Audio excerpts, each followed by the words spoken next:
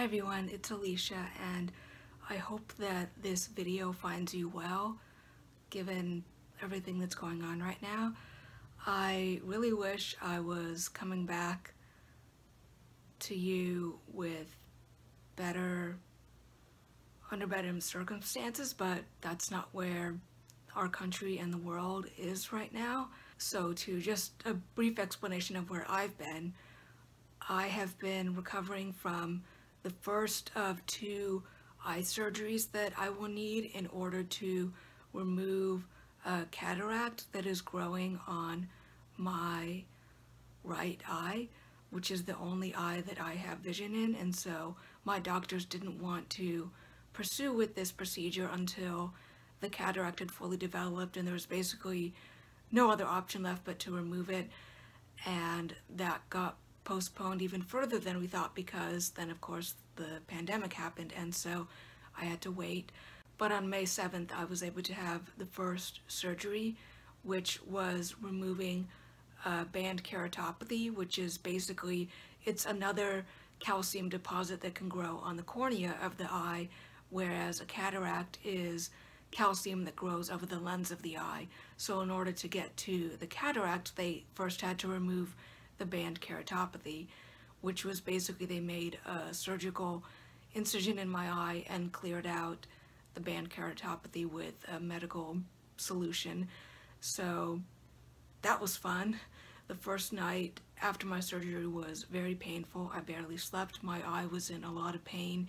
Even with the pain medication they gave me, there was a lot of pain and discomfort with these last few weeks of healing, and my vision's been blurry and has slowly been getting back to a sense of normalcy. So now obviously my vision isn't 100% back to what is normal for me because I still have the cataract, but it has improved a little bit, so that's good.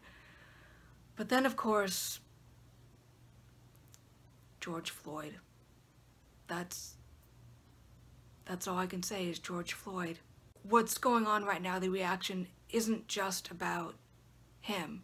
I think a lot of people assume that that's all that people are angry about, and it's not. He was unfortunately just the most recent example of issues that have been going on for centuries.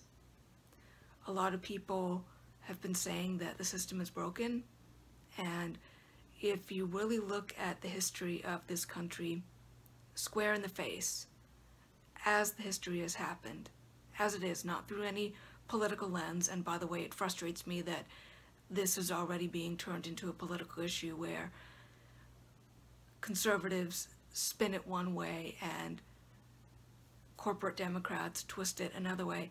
But anyway, if you really look at history as it is without any political bias or views, this country was founded by rich, white, landowning, and often slave-owning men who were obsessed with freedom, who were obsessed with the ideas of freedom proposed by the Age of Enlightenment. And our country has been grappling with that contradiction ever since. And so the system is not broken.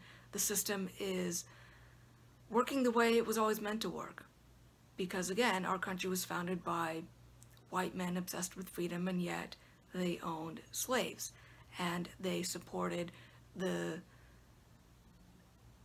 segregation of women, of people of color, people with disabilities, and just the poor in general. They didn't even think white people who were poor should have say in government. And so there's a lot of prejudice and bias and lifting up of certain groups of people by segregating and discriminating against others that our country really needs to come to terms with. And that's not to say that individuals haven't striven for civil rights, and it's not to say that there aren't other grievances that need our attention, but the systemic racism and just violence inspired by that, it needs to be addressed. It was attempted to be addressed in the 60s and in generations even before that, but it's still here. Remember Charlottesville. My grandparents' generation lived during World War II. My grandfather was a soldier in Germany in the aftermath of World War II. They fought the Nazis, and yet my generation has lived to see modern Nazis marching in the streets, supporting the racism that has not been fully rooted out of this country. And that's disgusting. So, in case if I haven't made it clear, Black Lives Matter. And everyone needs to come together to support that. I don't care what your skin color is, what your political background is, what your religious background is. If you are a human being with a conscience who can empathize with people who don't look like you, if you are a human being who can empathize with other human beings, you should stand up for the cause as well. Black Lives Matter. We need to come together peacefully and with a clear list of the demands that we have to stop police brutality. John Oliver just did a fantastic segment outlining this and going into the history of how white supremacy has been woven into the fabric of law enforcement pretty much since the founding of this country, and I will leave a link to that in the description below because that summarizes perfectly the grievances that need to be addressed and how they can be addressed. To all my brothers and sisters of color, I stand with you, and please let me know what I can do to help. Right now I feel a call to art, as I often feel in situations like this when society and political unrest happens. That's when artists of all kinds need to feel that we have been summoned with a call to arms. And right now, actually, I am in the process of working on a radio play production of Macbeth.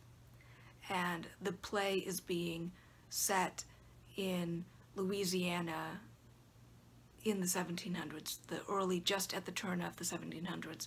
So at the time, Louisiana was not part of the United States. It was, and I'm not even sure if it was even a French territory at the time, although it might have been, but basically Louisiana, it was this wild melting pot of different cultures coming together. And I am one of the few members of the cast who is not a person of color. Most of the cast are people of color, and I am playing one of the witches. And in our rehearsals, we've been talking about how the witches represent the elements and the wild spirits of the different cultures that were coming together in Louisiana at that time. The European influences of European witchcraft, although we have moved away from that and have grounded this in the world of voodoo, the spirits of voodoo, the spirits of Native American cultures that were mixing with the cultures of the enslaved who were brought there. And so we, as the witches, we are the tricksters. We are the spirits of the crossroads. We are the Bugs Bunnies of the play, of the story. And even though we started working on this production before the murder of George Floyd and before all these protests and riots started happening, we talked a lot about how different deities of various traditions who are seen as the guardians of the crossroads or who just hang out by the crossroads, they're the tricksters and they're not always nice. Deities of pagan religions, some of them aren't always the nice ones that you want to invite over for coffee, and some of them will nurture you and help you grow as a person, but their natures are not necessarily nurturing and gentle in and of themselves. A lot of deities will light a fire under your ass to get you going, and whether you're able to bolt forward and start running after that spark is lit, or you stumble forward or trip forward or get knocked to the ground before you have to get back up, that's on you. The deities just light the spark to get you going.